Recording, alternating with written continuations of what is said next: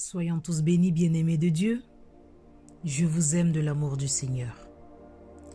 Aujourd'hui, j'aimerais nous exhorter sur un thème, la lumière du monde. La parole de Dieu nous dit, dans le livre de Ésaïe 9, verset 1, « Le peuple qui marchait dans les ténèbres voit une grande lumière sur ceux qui habitaient le pays de l'ombre de la mort. Une lumière resplendit. » Alléluia. Que le nom de l'Éternel soit béni en ce jour de gloire.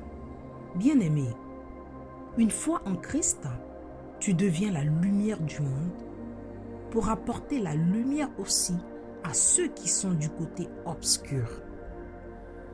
Cette lumière, comment pouvons-on la représenter?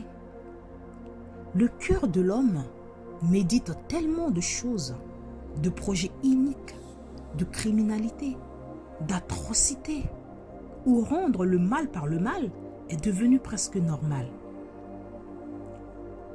On t'a peut-être connu en tant qu'un grand voleur, dealer, ou même pire, un grand criminel. Le jour où cette personne fait la rencontre avec le Seigneur Jésus-Christ, on ne dira pas à cette personne d'arrêter, mais elle prendra la décision d'elle-même d'être convaincue que toutes ces choses qu'elle faisait n'étaient pas bien. Parce que la parole de Dieu aurait touché son cœur qui était obscur et l'a envoyé à la lumière. Avec quoi? La parole de Dieu. Mon frère, ma sœur, je te supplie, au nom de Jésus-Christ, soyons réconciliés avec Dieu. Car il veut t'utiliser. Parce que tu fais donc les fonctions d'ambassadeur pour Christ.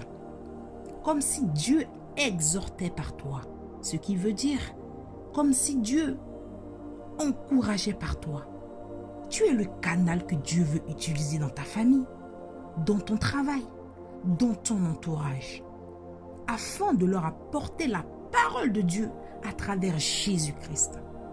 La Bible, qui est la parole de Dieu, nous dit, Jésus leur parla de nouveau et dit, « Je suis la lumière du monde. Celui qui me suit ne marchera pas dans les ténèbres, mais il aura la lumière de la vie. » Oh mon Jésus, mon cœur se réjouit de te connaître. Frères et sœurs, nous voyons bien que ce message s'adresse à toute personne, sans exception. Il n'a identifié aucune religion. Car ce n'est pas une question de religion, mais il s'agit d'une relation avec Dieu à travers Jésus-Christ. On me poserait la question de savoir, mais pourquoi Jésus-Christ? Laisse-moi te dire, parce que son Père lui a donné cette autorité-là même. C'est comme dans la hiérarchie. Tu as le grand patron et le fils du patron, qui est toi, ton patron. Il a la possibilité de te recruter comme te licencier avec le cachet du grand patron qui est son père. Bien-aimés de Dieu, ne soyons pas intelligents que pour les choses de ce monde, mais nous devons l'être aussi spirituellement. Car c'est en cela le Seigneur nous a appelés.